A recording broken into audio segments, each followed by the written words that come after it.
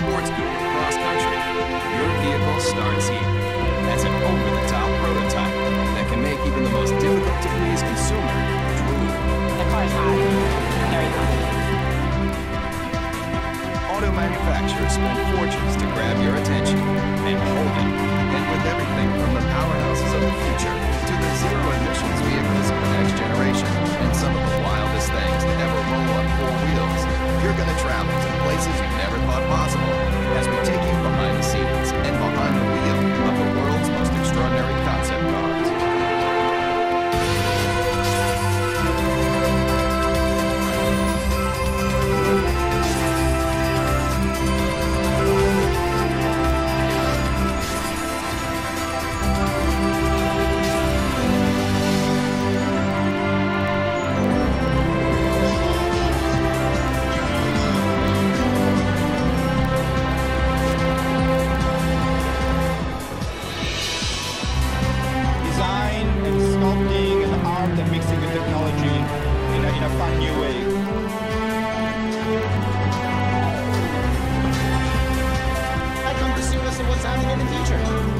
Every year, auto manufacturers unveil the latest models of sports cars, sport utility vehicles, hybrids, trucks, even motorcycles.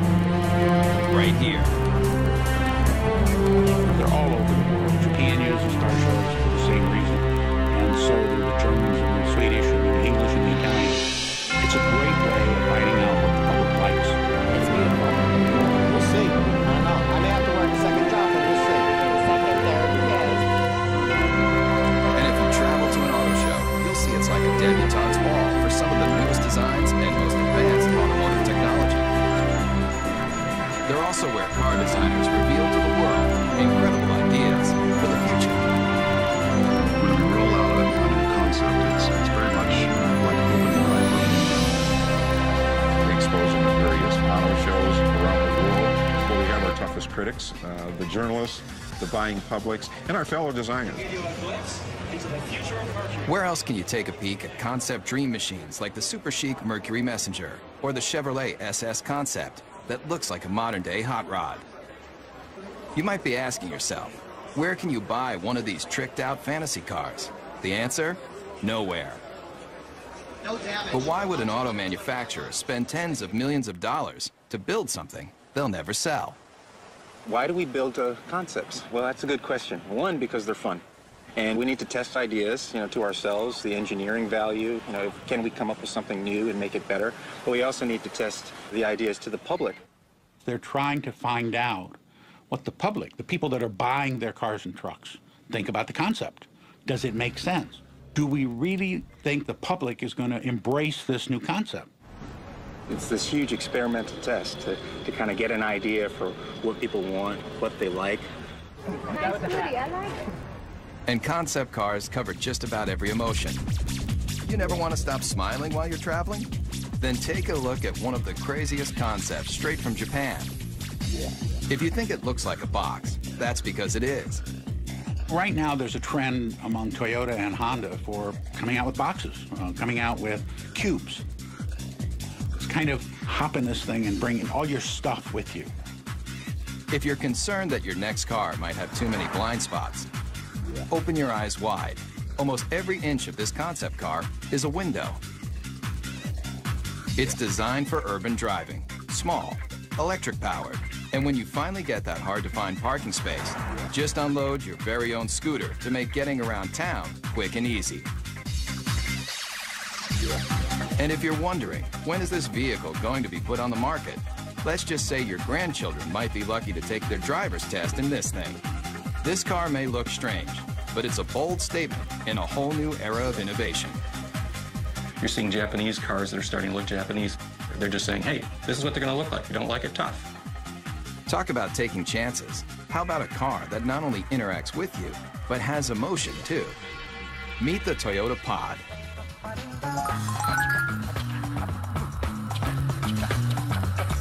You steer it with a joystick, just like a video game.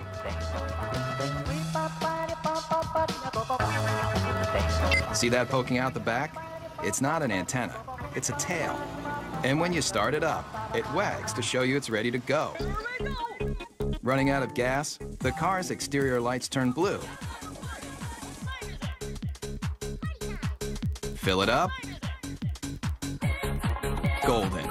And with personalized interactive GPS, you're going to feel more like you're walking your dog than driving a cold piece of steel.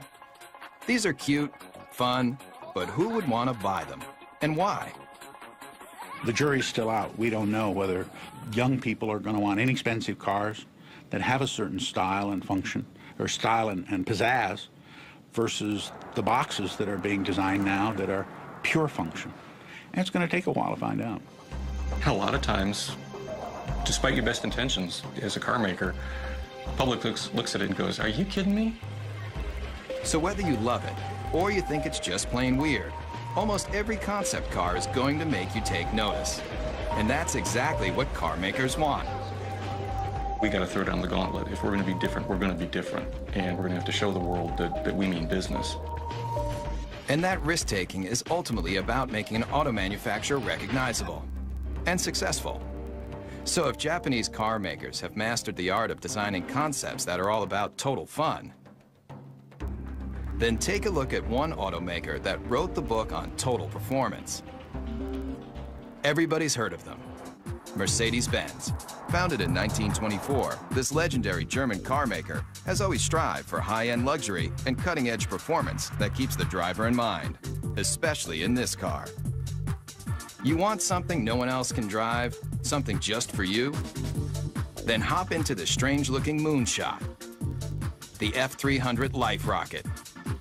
It may look like one of the most insensible cars you've ever seen, but what it's done for the technology of driving is invaluable. You're not seeing things. The suspension is turning into corners just like a skier on a slalom run. This very personal concept car was the study model for a brand new prototype that unveils a whole new way of looking at driving.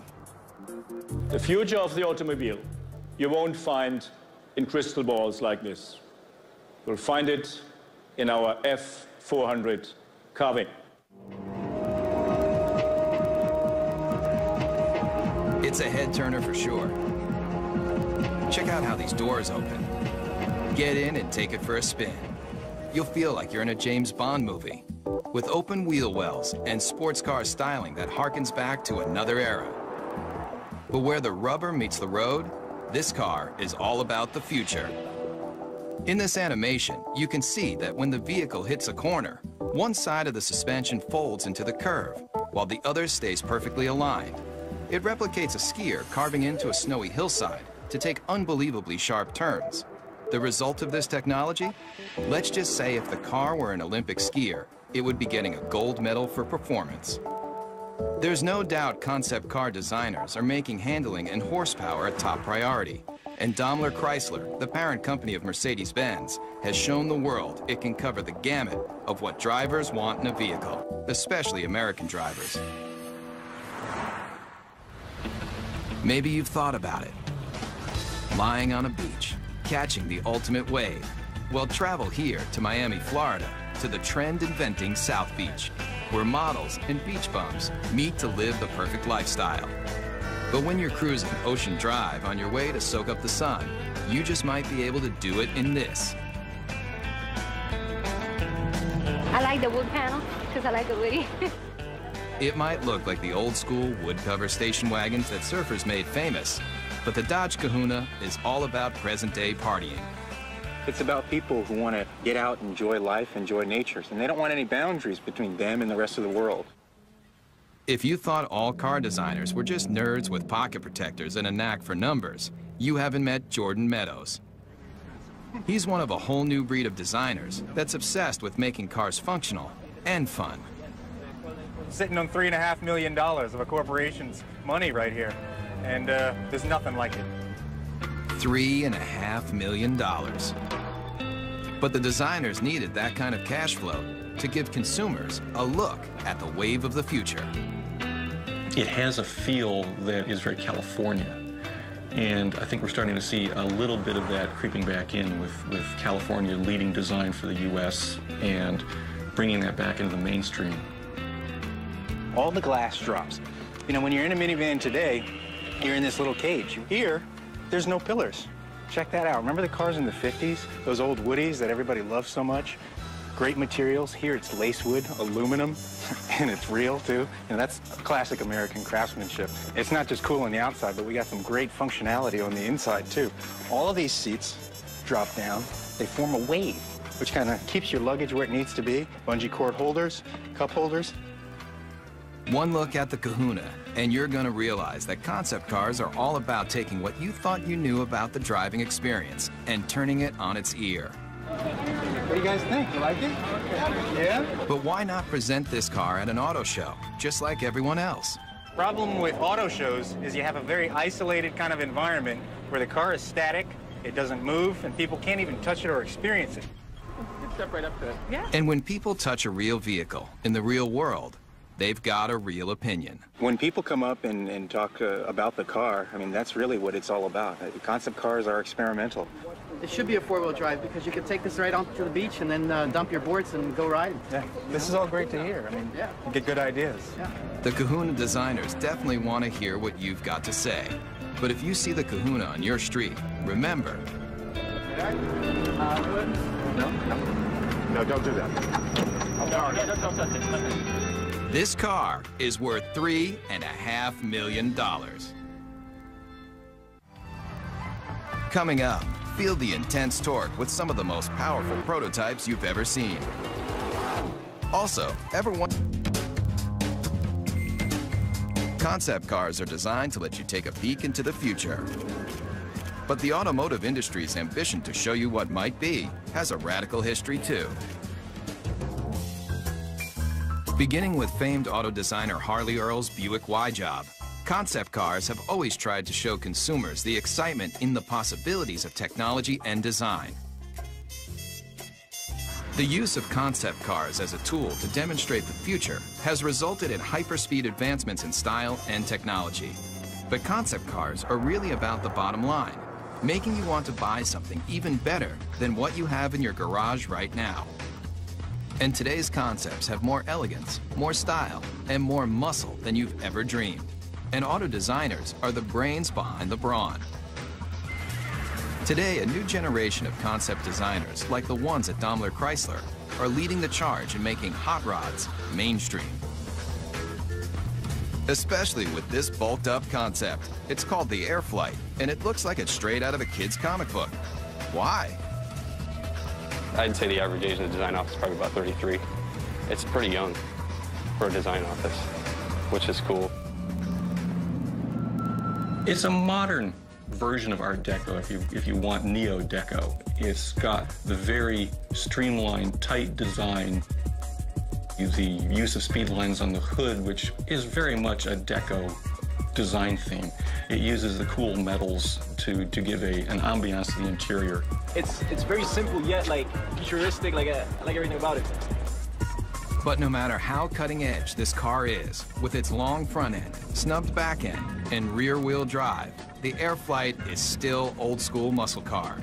Listen to that muffler for even 1 second, and you'll realize that this beefy machine is just one of a new breed of vehicle that is throwing out what you thought you knew about how a car should look and feel. The Dodge Razor, the Super 8 Hemi, the Chevy SS, the Chrysler Crossfire, all muscle, all the time.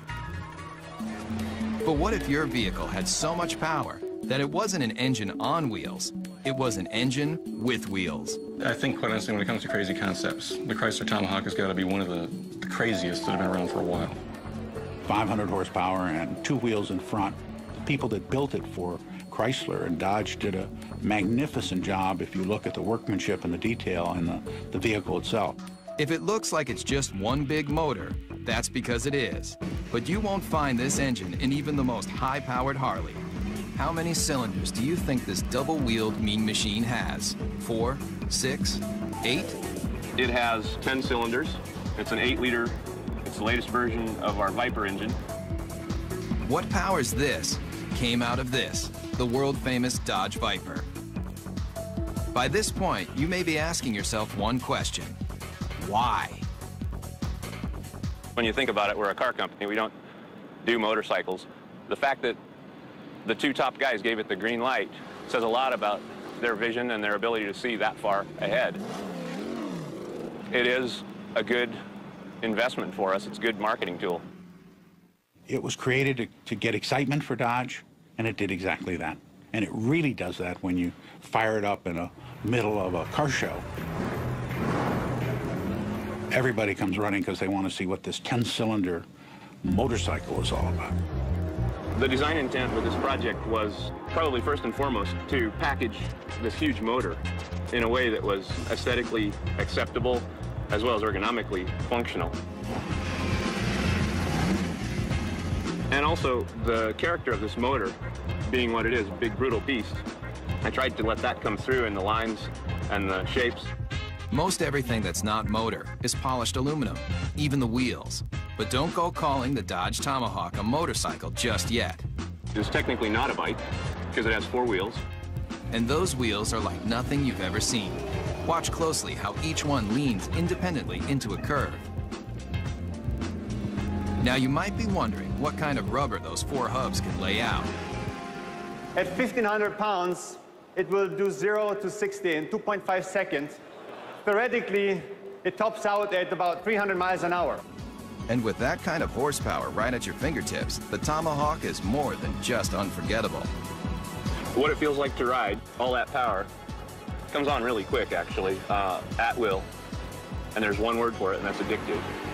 And anybody who doesn't understand why do something like this need only get on it and twist this.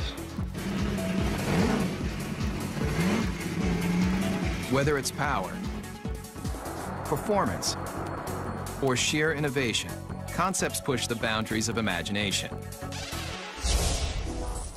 And if you come here, to the hills of Pasadena, California, you'll find a place where it all begins, at the Art Center College of Design, a world-famous art school with an intensive design program. Designers start here when they're passionate about innovative automobiles. I think I've seen some people cry. I think I cried once. If you want to do automotive design, this is the most hardcore program that you can involve yourself in. Generally, I'm here all the time. I don't really have a life anymore. And in this serious design studio, students build prototype models just like the professionals. And their final projects end here, with scale-sized concept cars presented to the entire industry.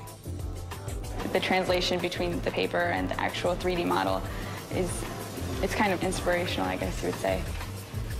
But there's a lot to do between paper and glossy models like these. Hundreds of hours go into making just one of these innovative models, but the high-intensity program at Art Center has produced some of the most well-known designers today, including the person who designed the new Volkswagen Beetle, and the Ford 49 concept car, and this brand new Mustang. I think there's no doubt that he's considered one of the finest designers in the world, along with another dozen. I've been extremely lucky. A friend of mine, Ed Golden, says I have the fortunate attribute of always being able to fall up. Legendary car designer Jay Mays also designed this car. 500 horsepower, 500 foot-pounds of torque, wrapped in a classic body shell that's arguably one of the most beautiful mid-engine cars of all time. They displayed a show car, which was the Ford GT40. Once again, the public went crazy. They yelled in unison in Chicago and in Detroit, and you name where, build it. The people around the vehicle just kept telling us to build the car. And they did. If you thought creating a scale model of a concept car was difficult, watch the time-lapse for the clay model of the GT40. Forget your everyday enamel paint. That polymer skin can be rubbed on, then adjusted to smooth out any imperfections.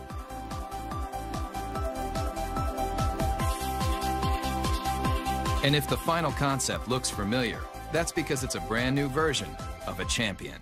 A car that's arguably the most famous Ford ever is the GT40 that won Le Mans in 66, 67, 68, and 69.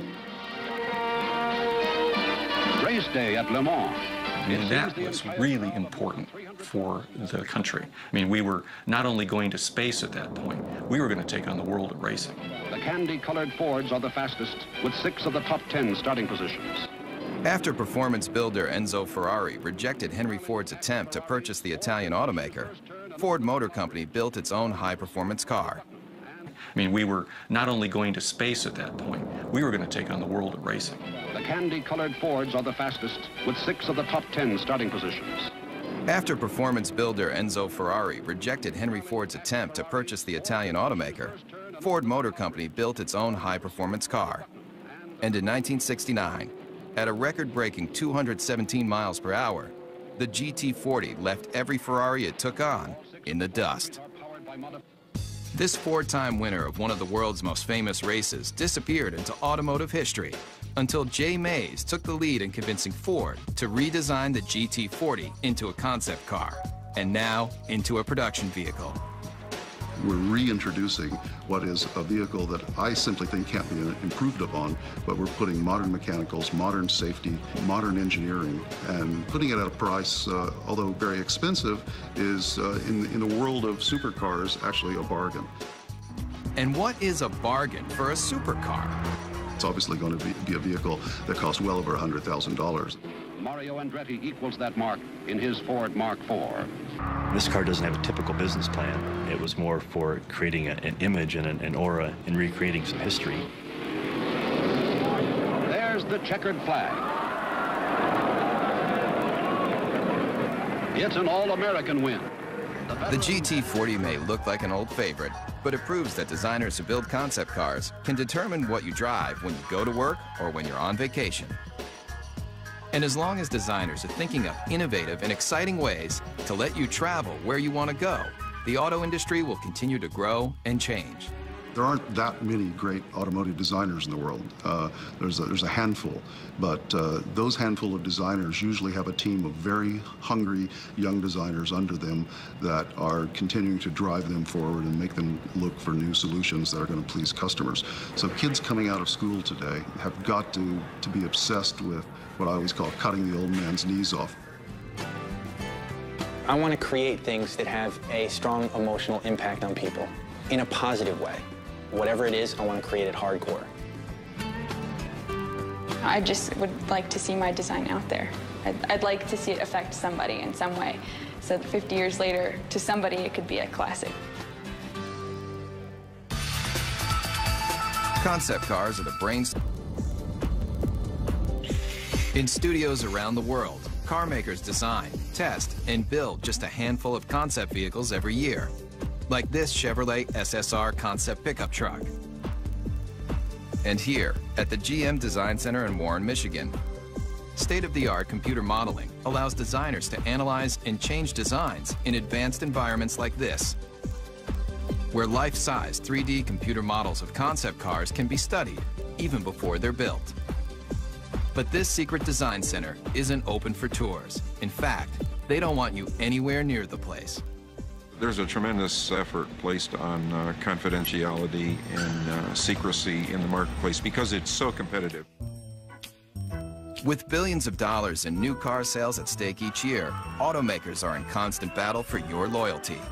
That's why the latest advancements in concept technology and design are treated with extra care. The concepts are the crown jewels of the company in many ways, and you don't want them to know even what you're thinking, so you keep that locked down as tight as you can. I think the secrecy is very, very important. It adds to the excitement. And in this 18-wheeler, there's one vehicle that was kept so top secret, just a few engineers and designers even knew of its existence. It's a make of automobile that has always represented the finer things in life. This car is destined to be a classic. The whole car is about premium, the ultimate of everything. Hear the name, see the logo, and two things come to mind: luxury and power. And Cadillac may be one of the best when it comes to its concept cars, especially with this. I think the Cadillac 16 was a interesting and bold statement. It has some terrific styling cues to it, and it's gotten a tremendous amount of attention for Cadillac, which is exactly what they intended to do when they created it. Very dramatic proportions, long hood, long wheelbase, big wheels, short overhangs. It's very wide and low. Based on groundbreaking Cadillac concept cars from just a few years ago, like the innovative Evoque, the Cadillac 16 also gets its look from one car that's over 70 years old. You can see various cues of this car from Cadillacs of the past. Believe it or not, this is only one of 3 1931 convertible Cadillacs known to exist, and it was a major inspiration for the new version. On the outside, they may not seem alike, but take a look at this number, and take a look at this number, and take a look under this clamshell hood, and this clamshell hood, and the relationship is obvious. Many people ask, why we did the 16-cylinder engine. Not 8, not 10, not even 12, 16 cylinders. And if the number of pistons doesn't make you take notice, then look a little closer. 1,000 horsepower makes this Cadillac engine one of the most potent power plants to ever come out of Detroit. It's a legitimate 16-cylinder engine and not a copy or a cobbled-together piece. And if you think this aluminum skin, glossy black thoroughbred is the ultimate on the exterior and under the hood, then you might want to take a look at the interior too. Really, you're just swathed in wonderful materials like Tuscany leather, pearl walnut everywhere, and a silk carpet that you hardly want to have your shoes touch. Really an exquisite place to be. And if a genuine Bulgari clock doesn't make you drool, then take a closer look at the steering wheel and you'll know you're experiencing one of the finest concept vehicles ever built. When you first sit in the car, you can't help but be taken by the crystal badge in the steering wheel. How much would you pay for a piece of cut crystal like this? Try $8,000. It's just another one of the details in this car that's designed to make you believe one thing. This is a car that's, just monumental in scale. Concept cars are all about elegance, styling, power, and now, this. Coming up. When you think about some of the most advanced concept automobiles, you probably think about performance, power, styling. But car makers aren't just working on how to do 0 to 60 in 4 seconds flat. They're also figuring out how to do the right thing. Petrochemicals eventually, fossil fuels, are eventually going to start running out. We don't know when, but the experts agree that it's a finite amount and that eventually we will run out. Since automobiles were first invented, people have been looking for alternatives to gasoline to get them from point A to point B. But what if the byproduct of you traveling across the country wasn't toxic exhaust, but something a whole lot better?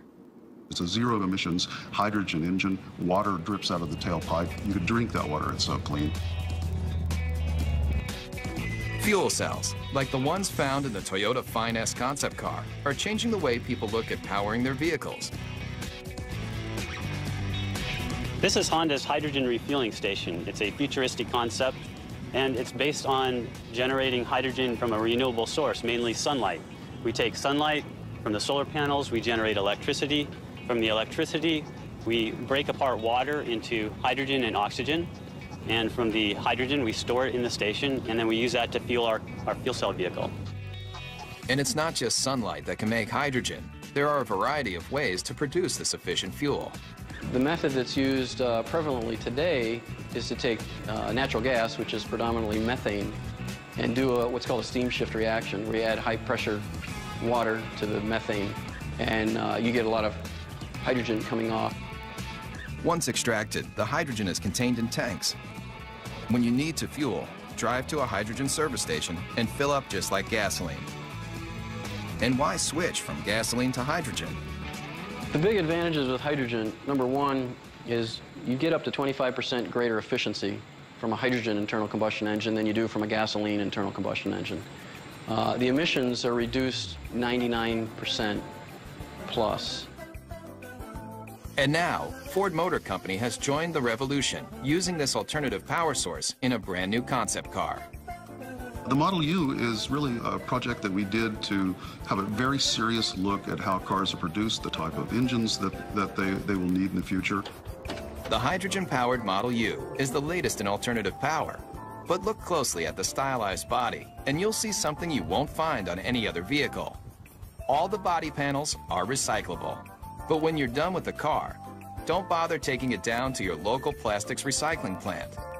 It's all soy-based materials, both in the fenders, the seats, corn-based tires with very little carbon in them. Even the rollaway canvas top looks good enough to eat. The Model U takes renewable resources in automobiles to a whole new level. The entire car becomes cradle to cradle as opposed to cradle to grave car. And so it turns out to be an entire cycle of life that the car can go right back into the ground when we're finished with it. It's a very exciting concept and one actually that's quite realistic. And it proves with new alternative power source vehicles like the Model U, concepts aren't just about creating the most opulent cars on the planet. They're also about saving the planet. The car is as clean as a field of corn because it's actually made out of a field of corn. It just goes to show you, you can have your dream car and eat it too. Coming up, the line between fantasy and reality is blurred. We'll see some of the concept cars may let you dream bigger than you've ever imagined about how you're going to travel in style. But what do the biggest auto manufacturers do when they want to drive their imaginations wild? They come here to Zumikon, Switzerland. But if you thought this tiny European country was all about cuckoo clocks and cheese with holes in it, then you haven't traveled here, to Rinspeed, where concept builder Frank Rinderknecht has created a supercharged empire designing some of the most experimental concept cars ever built. People considered me to be crazy, to be outrageous. They forecasted an end to come soon, either being broke or going out of business or whatever. And we're in a comfortable situation now that people are really almost expecting it and looking forward for next year what's to come up. Rinspeed builds custom cars for wealthy individuals, but they also partner with manufacturers to experiment with new features and new concepts. And here may be one of the strangest you've driven. Ever come across that hard-to-find parking spot only to discover that it's just a little too small for your car? Rinspeed has a solution. It's no illusion. That car is getting smaller. It's called the Presto. And it's one of a stable of Rinspeed concept cars that push the limits of auto innovation. A prototype should open a door to a vision, should open a door to what the future could bring, maybe in a different way, but made us think. Like this. It may appear to be a high-speed sports car, but push a button, and this vehicle becomes something else altogether. The Bedouin, a retractable roof to transform a station wagon basically into a pickup truck. And the interior is as unusual as the outside. It's got a cowboy theme, a rawhide interior. Even the Western-looking seats spell out Rinspeed in rhinestones. It's just one of the features that has allowed the Swiss concept maker to lead the way in designing some of the most unusual multi-use cars you've ever seen.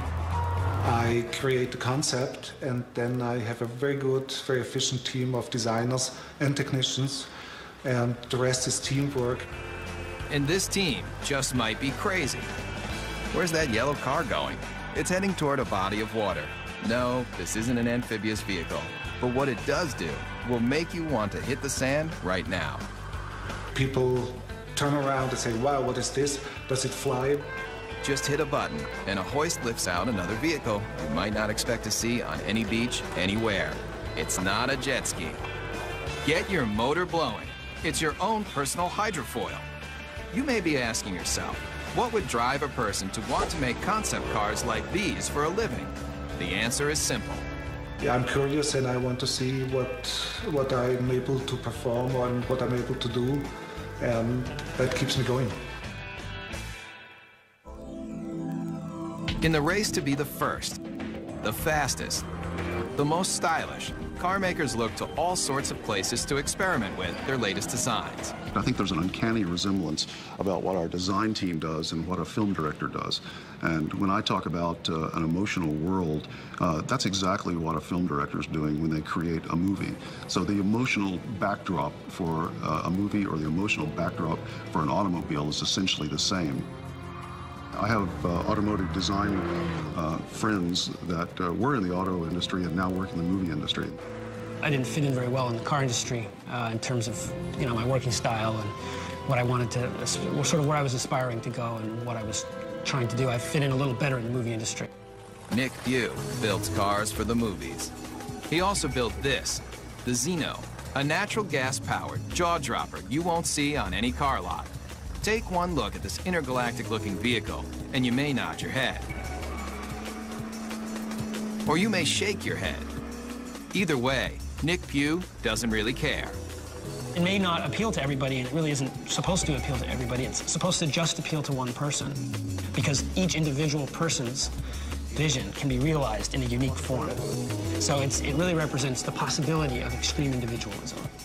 And this young designer has taken that extreme philosophy to the extreme.